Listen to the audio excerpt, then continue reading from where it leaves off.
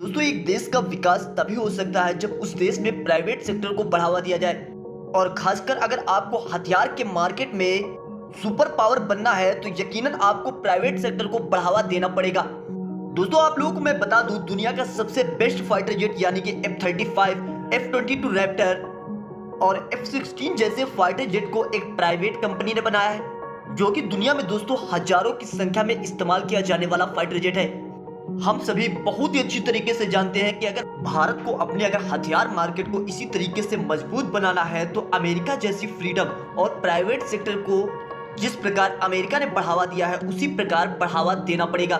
लेकिन दोस्तों अगर पिछले कुछ सालों से देखा जाएगा तो भारत में प्राइवेट सेक्टर को बढ़ावा मिल रहा है। जब से खासकर देश में मोदी गवर्नमेंट आई है तब से प्राइवेट सेक्टर को काफी ज्यादा बढ़ावा मिल रहा है। अभी हाल ही में दोस्तों टाटा डिफेंस कंपनी ने भारत को लेकर एक बहुत ही बड़ा ऐलान किया और एक बहुत ही एडवांस सिस्टम का परीक्षण किया। भारत की काफी ज्यादा बचत भी की, क्योंकि अभी मैं आप लोगों को बता दूं, अगर कोई हथियार विदेश से खरीदा जाता है और वही हथियार देश में बनने लगे तो भारत को काफी ज्यादा फायदा होगा। सबसे पहले भारत का पैसा भारत में रह जाएगा और दूसरी बात भारत के लोगों को रोजगार मिलेगा।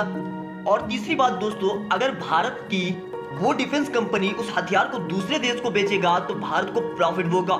इस वजह से दोस्तों आत्मनिर्भर भारत यानी दोस्तों स्वदेशीकरण को बहुत ही ज्यादा बढ़ावा देना चाहिए और ऐसा ठीक इस समय की सरकार कर भी रही है। अभी दोस्तों मैं आप लोगों को बता दूं, टाटा ने हाल ही में एक सुसाइड ड्रोन का सफलतापूर्वक परीक्षण किया LS-50 नाम का।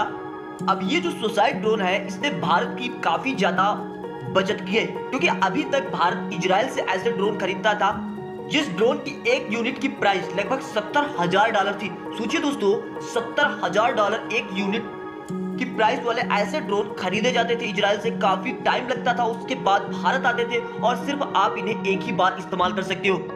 आप सभी को पता ही होगा कि सुसाइड ड्रोन जो कि सिर्फ एक बार इस्तेमाल किए जाते हैं और ये जो ड्रोन थे इनकी रेंज भी 1000 किलोमीटर थी। लेकिन अभी टाटा ने जो LS-50 नाम के सुसाइड ड्रोन का सफलतापूर्वक परीक्षण किया, इसकी भी रेंज लगभग 1000 किलोमीटर है और 1000 किलोमीटर रेंज में लगभग 25 किलोग्राम तक के वारहेड को अपने साथ कैरी करके लेके जा सकता है। सबसे बड़ी बात, हर मौसम में ये कारगर है दुश्मन को तबाह करने के लिए।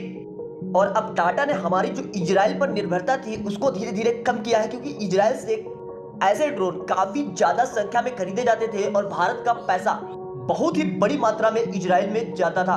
दोस्तों अगर इसी तरीके से भारत ने अपने प्राइवेट सेक्टर को बढ़ावा दिया तो वो दिन ज्यादा दूर नहीं जब हम भी अमेरिका के जैसे सारे के सारे हथियार देश में ही बनाएंगे और दुनिया को ऐसे हथियार बेचेंगे भी। लेकिन दोस्तों आपका क्या मानना है कि टाटा जैसी और भी प्राइवेट कंपनी को इसी तरीके से बढ़ावा देना चाहिए या फिर हमें इजराइल जैसे देशों से ऐसे हथियार खरीद लेना चाहिए? नीचे अगर इस बात से सहमत हो तो रतन टाटा जी के लिए एक लाइन आप जरूर लिखिएगा, और अगर आप इस बात से सहमत नहीं हो तो आप अपनी राय भी जरूर लिखिएगा। बस चलते चलते आप लोगों से छोटी सी प्यारी सी रिक्वेस्ट है, अगर आप लोग हमारे चैनल पे पहली बार आए हो तो नीचे रेड कलर का सब्सक्राइब बटन है, जाइए फटाफट चैनल को कर लीजिए सब्सक्राइब और बेल आइकन पे प्रेस कर लेना ताकि हमारी वीडियो आप तक सबसे पहले पहुंच सके। दोस्तों चलता हूं, मिलता हूं।